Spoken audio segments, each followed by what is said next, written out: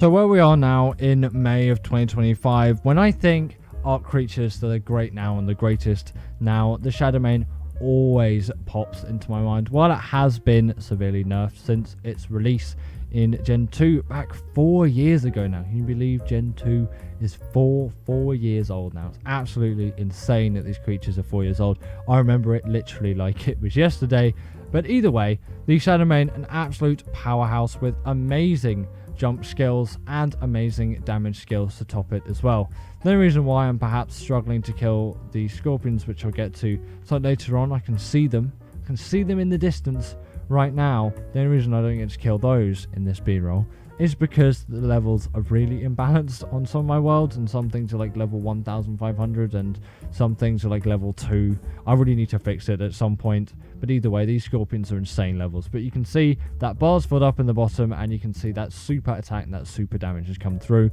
Shadowmanes do work better really as pack creatures rather than just by themselves, because they get some extra buffs, and then, you know, they can go invisible with the presence of both a male and a female, and oh my god, they're just amazing to use. And I think everyone who's used Shadowmane loves the Shadowmane. The only annoying bit about a Shadowmane is the taming of a Shadowmane, but once you've got past that, you've got through that, then you're doing alright. And next up, we've got the Tek Strider, just amazing for all things in terms of resource gathering. Now this is just a scout one, this isn't one that actually does anything in terms of gathering, which is great, always my luck. But I do really like the color scheme of this Strider, that sort of gold, and I think it's red or perhaps purple on the side of it. You'll see when it pans to the side of the shot.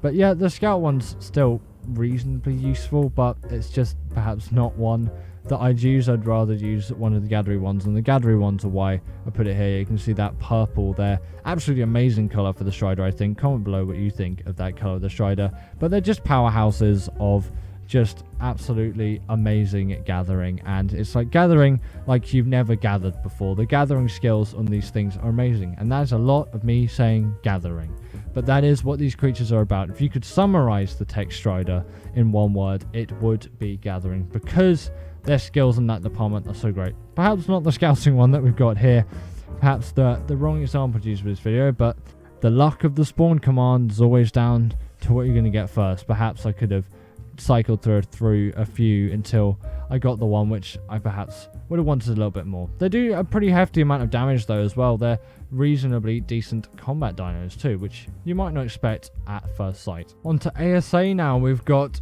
the Fasolasuchus. This thing can go under the sand if you're in the right place on Scorched Earth, and is a pretty decent powerhouse of a dino, I think, and that's why I put it here. It does a hefty amount of damage. It's pretty fast at getting around Scorched Earth when Gallimimuses don't get in front of you and obstruct everything, and it's got a pretty nice, neat second attack as well. It's not a very difficult creature to tame overall. You can see a taming guide I've got on my channel if you want to go and tame the Fasolasuchus for yourself. Pretty good one to tame, and it's got some cool abilities.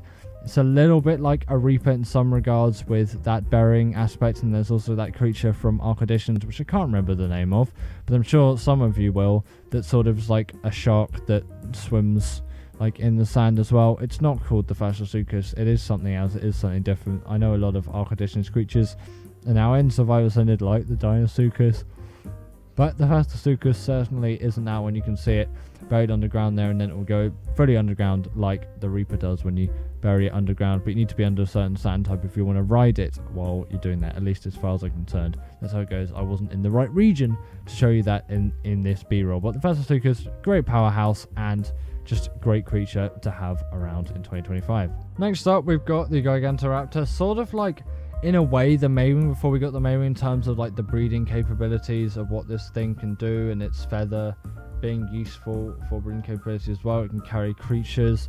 It's had a pretty interesting tame method as well, a sort of mini game style tame method in the nest of it to tame one of these Gigantoraptors.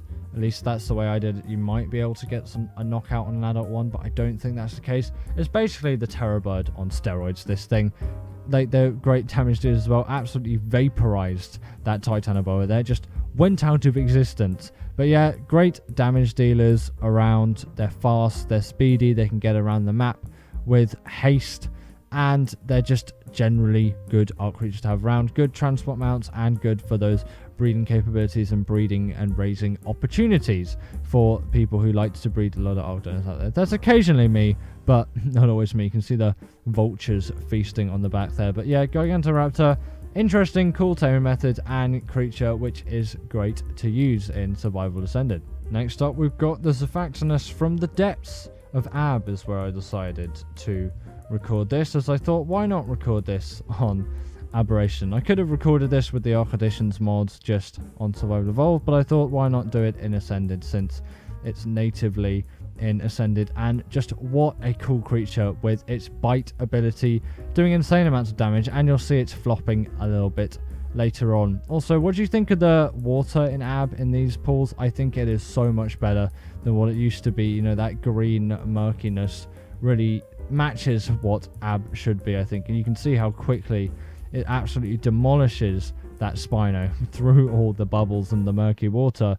That Spino is most certainly dead now, and you know, it can even do a little bit of jumping out of the water if you get it right. Sometimes it's not so great at that.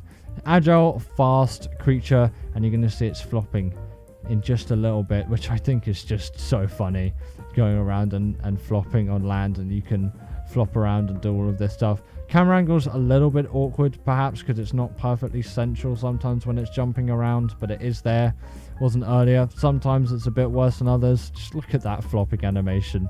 Absolutely amazing class for an Ark creature. Just a great one, heavy damage dealer, and just a new great underwater mounts to be using in Ark. At number 5, we have got the Desmodus, and I couldn't do this list without putting the Desmodus on here. And for you wondering why I'm switching between Survival Ascended and Survival Evolved so much, because you need both games to get all of these creatures, it's because, you know, both games exist interchangeably at the moment, and I want to demonstrate that through this video, and how there are great creatures from both games, and obviously reasons for playing both games right now because of these creatures. And obviously perhaps makes the video a little bit more interesting as well. You can see the visuals change, and it goes between Survival Evolved and Survival Ascended, and you know, the graphical differences. But either way, you can see it just got some blood bags there from killing that Tropognathus. Another great travel mount, but it is overshadowed by a lot of creatures these days, like the Desmodus. The Desmodus is great just for going around and traveling, and it's got the glide ability like the Griffin, but the blood bags is definitely one of the main takeaways from this creature, because it is so nice to have a way of getting blood bags that isn't literally just stabbing one out of you every 5 seconds using the blood syringe. Absolutely painful the amount of blood bags I've had to take out myself to tame just even one Bloodstalker on Genesis Part 1 is insane, and the fact that, you know, this solves that is amazing, because I'm definitely a Bloodstalker fan as well. Perhaps spoiling one of the other creatures that's further down on the line in this list. But Sanguine Elixir is also unbeaten when it comes to this creature, and you can pick players off and do some good PvP stuff with these things as well. But Sanguine Elixir is definitely where it's at. 30% of their tame done, just like that. Boom, click of a button, done. Like never before. Absolutely fantastic, amazing creatures, and I didn't mean to touch the water, and I started punching my Desmodus, and I'm very sorry for that, because it was only carrying me to safety. It's just because I saw punch to get free. Is this a glitch? Is this a bug? Or is this the Desmodus carrying me to safety? I have no idea. Comment your thoughts below, because I think I may have got this a little bit wrong. Almost as if I just said it. Next up, we have got the Bloodstalker, the absolute king of underwater travel. I think that's my main use for it. While it's not best demonstrated on maps like Crystal Isles, I think, because of the terrain type, and you know, there isn't loads of things to latch onto like there is in the bog biome on Gen 1, you can still see how great it is the underwater travel. What is the Zaxinus is a great new underwater Ark Dino. Still doesn't beat the Bloodstalker for me. It's a pretty decent combat dino too, which I find is just amazing. You can see it skimming across the top of the water as well.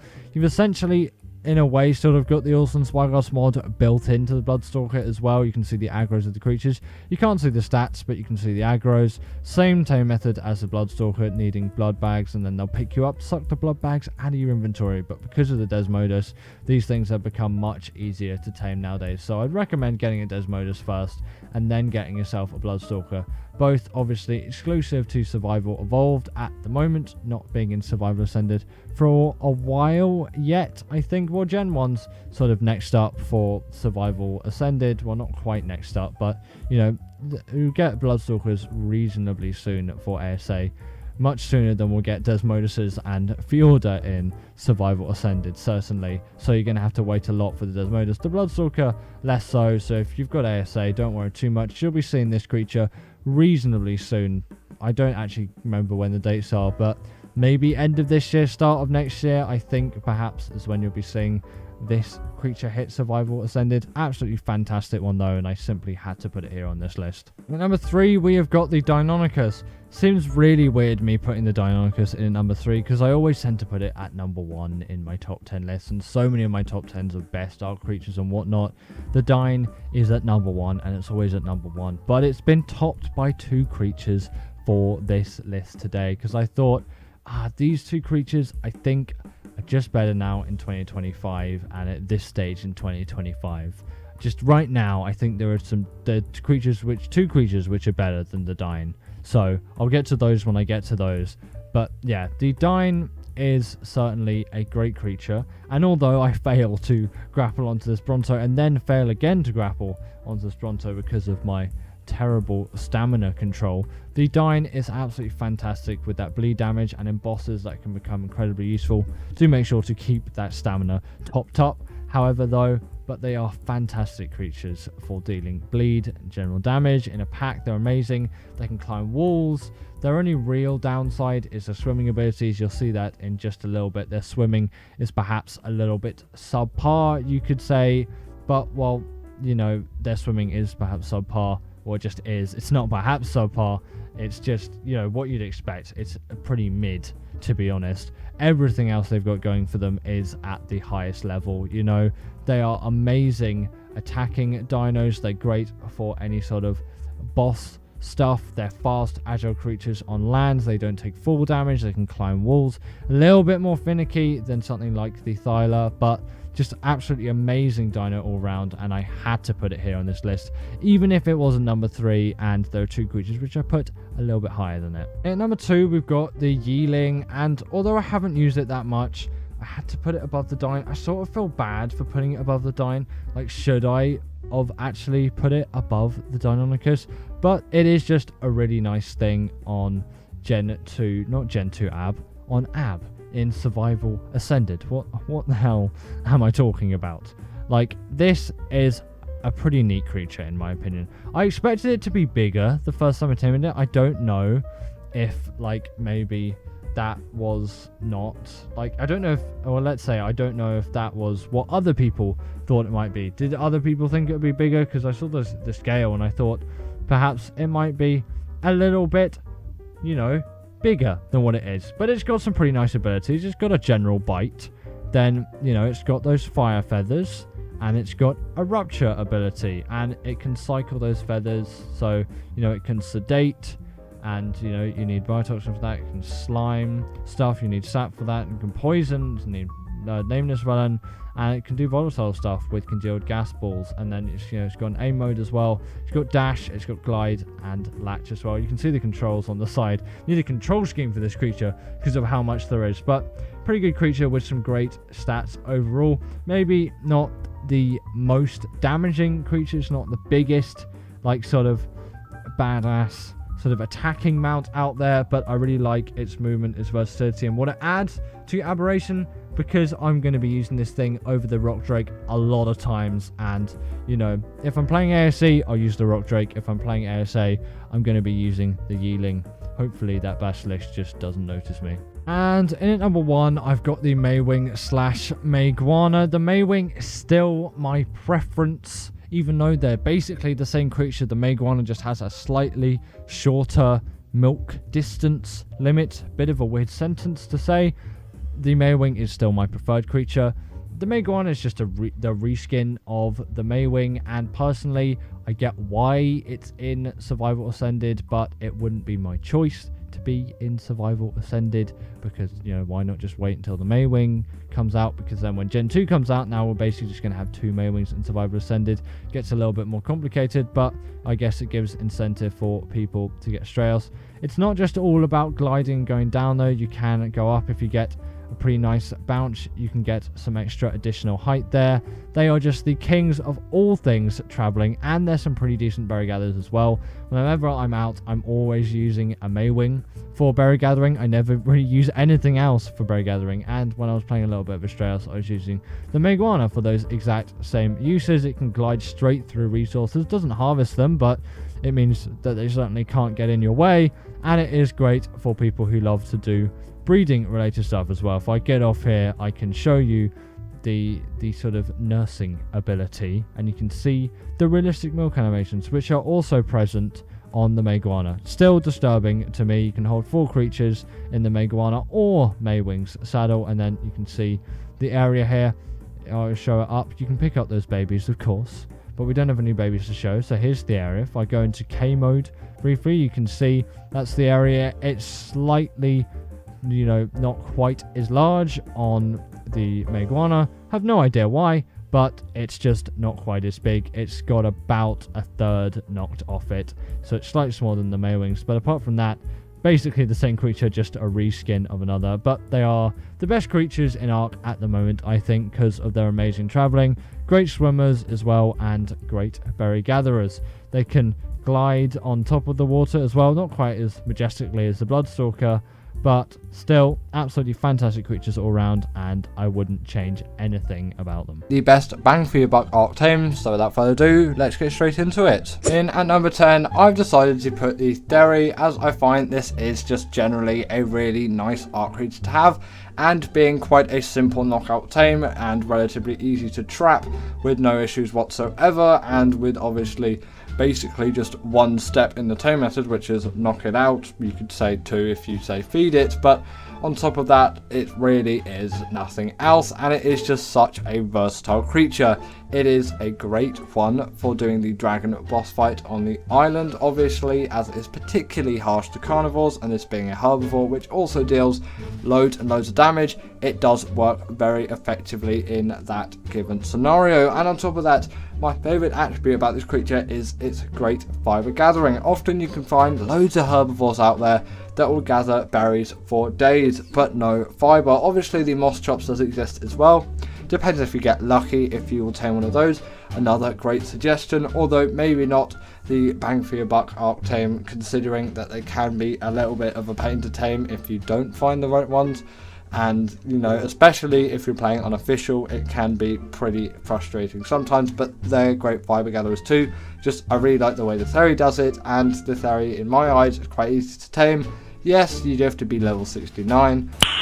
Nice. To get it, but that really isn't that bad. Continuing on, I've decided to put the Allo on this list, and I find loads of people really do like this one, and there might be a bit of a disagreement with what comes later on the list, but that is just my personal preference. We'll get to it when we get to it. I want to talk about the Allo. This is a very nice, relatively easy to find carnivore. It isn't all too rare, because that does play into the factor. By bang for your buck, I basically mean tames which are really great but easy to tame. I felt that was a bit of a long-winded title, so I decided to change it for the purpose of the video, and I think it works better. Either way, they're not the hardest to find. Just search on any mountainous region really on the island.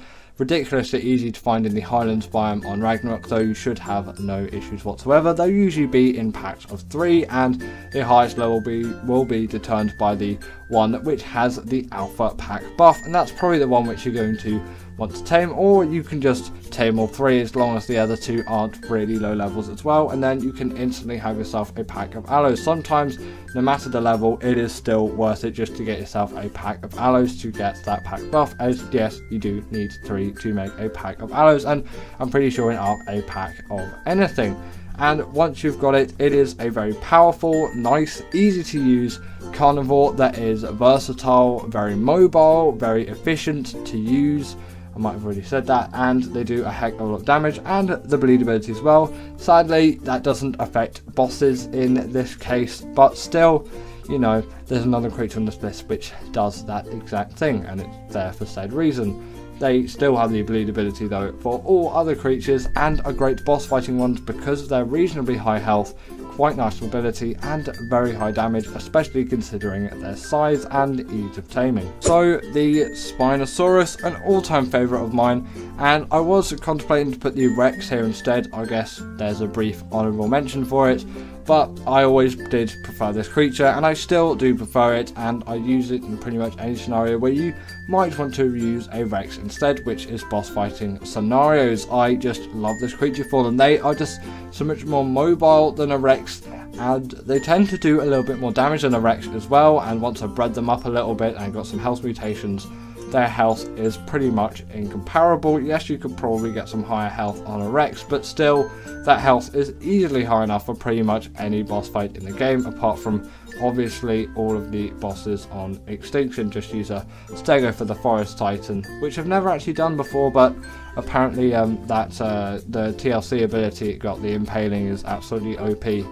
Whoever said that in the comments, thanks for the tip. The next time I do the Forest Titan, I will definitely use said method, and obviously you use the Quetzal for the Desert Titan as well, and you could use Gigantoraptor for the Ice Titan, possibly not, but the Ice Titan I've usually used something like a mech or something around those things. Either way, talking about the Spino again and not some other creatures that I like to use or have been suggested for me to use on Extinction bosses. The Spino is that creature, incredibly mobile, has a TLC as well, it's got the hydration buff, makes it pretty great for the Moda. It also can turn 360 on the spot, deals a heck of a lot of damage, like I've said, more than the Rex in the cases that I've seen, and they're not too difficult to tame. Yes, a Rex is easier, but I'm thinking you're getting a lot more value with this creature than a Rex, at least in my opinion, as to make some quite great underwater caving creatures as well, if that's something you want to consider, because on the islands, all the underwater caves are pretty massive, so they really are a bang for your buck tame in my opinion. And at number 7, I've decided to put the Carno, and this is where some of the dispute may happen of like, why am I putting the Carno above the Allo? Well, in my opinion, the Carno is much easier to tame. On ASA that makes little difference because of the baby taming methods, I know, but you know, killing a Carno is still a lot easier than killing an Allo, and I find they are very effective creatures. This is a lot of nostalgia playing in, of course, but I do have to factor in my opinions to this list, and the Carno is just an opinion of which I have, which I find is just so strong for me that I simply have to put this creature on the list. And I do recommend, like, just as quite a first carnival for PvE players. For PvP players, I've honestly got no idea, and I admit that I have no idea what's going on with PvP Ark, but for PvE Ark, I would say that the Carno is quite a nice creature to have. You can chill around on it, you can definitely get some work done with killing some creatures, harvesting all kinds of meat and hides, and in the early game it really is effective, and you can even do some bosses with it as well if you want to. They do the bleed ability, not to bosses of course, but to everything else that you'll find on the way, and they're pretty mobile, pretty fast, and I really do like their size, similar to the Megalosaurus as well, which is quite a nice creature. The only reason why I didn't put it on this list is they do spawn in caves, and that is a little bit too much for me to put them on this list, but I guess maybe in like spot 11 or something around that, because I really do like those creatures, and they also are a bit rare on the island as well, which is why I refrained from it. But yeah, Carno, really love this thing. So the Thyla, one of those creatures where you really can't go across most maps without this thing if it does spawn on the map, and obviously you've got these Shadowmane as well, but their taming method is way too difficult for me to even consider putting them on the list, and I know their value is very high, but so is the demand for the tame method, so they simply can't be put on this list. But let's stop talking about the Shadowmane, shall we? And let's just stop me being off topic altogether and just get back to talking about the Thyla. These things that spawn in the Redwoods biome on the island, they're relatively abundant, and a high level one isn't all too hard to find, and at least I don't struggle with it. Just look on the trees, obviously be careful. I'll probably go in on an RG or something like that, fly through, just scope the area, use a spyglass, and find a Thyla of a level which I find to be quite reasonable. I'm usually If I'm thinking level 150 being the max, then I would go for anything really over a 125, around that kind of thing. But obviously for me, I use, well, it's probably not obvious actually, but I use 50 times difficulty, so that means my creatures are level 1500, just the thing I've been doing. So when I'm looking for Thylas, I'll be looking for ones which are over level 1250. I usually go for 1400 and ones like that, because they tend to be more desirable to me. Either way, let's stop with the talk of that. I feel like I'm getting really off topic on this one, but anyway, the Thyla does the bleed ability, which is quite nice. Sadly, they can't go into bosses because of their wall climbing abilities, but they are very agile, very mobile, versatile creatures. They can climb any kind of wall or vertical surface.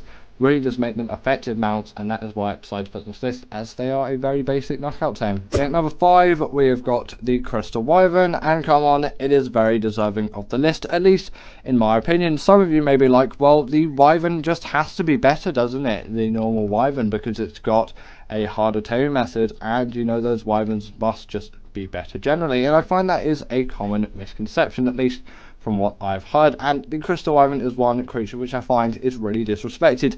It comes on a literal free DLC, and they're ridiculously easy to tame and ridiculously versatile. You really should be using these things, at least obviously in my opinion. Obviously do consider that through this, but I would recommend getting the Blood Crystal Wyvern. I just like that elemental ability the most, but the Emerald Crystal Wyvern is quite a good suggestion as well. The Tropical Crystal Wyvern, maybe not quite as much, but there is still value in this thing as just a general travelling mount. They also need no saddle whatsoever. Sadly, no natural armour like the Shadowmane, but no Wyvern has armour. I think there is some mods out there, or some item that's maybe vanilla. There's like a rock sort of thing that you can put in a thing, and then it gives you like 5 armor or something. Either way, it's very minute if there is unofficial, but that probably is like an S plus mod thing. I play with loads of mods these days, so I can't really keep track of what's vanilla and what's not. But yes, their tame method is very simple. Haven't actually talked about it yet, but I'll talk about it very briefly. It's passive tame. You've got to be level 60, knock out one of these things to get the prime crystal, and then again passive tame, you've got to feed those things. But then once you've done it, you got yourself a Wyvern for a much cheaper tame method and with better abilities. The RG, what a creature, really. It cannot be disrespected for all of its attributes, and it has been here for a long while, and it has kept us satisfied, at least me satisfied, for an awful long while. And I love these creatures, and with a very simple trap and some trank arrows, you're going to have no issue with taming these things whatsoever. Maybe it can be a little bit awkward to get them into a trap, especially on ASA, but I find it really isn't too much of an issue, and I can do it with relative ease and no difficulty. I did a little bit in the beginning when I started using traps to tame things, which was actually way too recently, and I think that was about 3 or 4 years ago. Previously to that, I would just, or prior to that I should say, I just knocked these things out just in the open air and like chased them around on a griffin whenever those came out, or just, you know, hoped and waited. But the trap method is definitely a lot more efficient, a lot better obviously, and with those, the RG just being such a great creature, it does deserve the list. Of course, it has a portable smithy as a saddle. Great if you're doing caving, you don't want to go back all the way to your base, just have some smelted metal in its inventory, and then boom, you can repair it with your metal items. You can carry a wealth of creatures as well. They've got weight reduction, things like metal, crystal and obsidian, so if you pair it with an Anki and a Doedic, or either or really, because you can't carry both at the same time,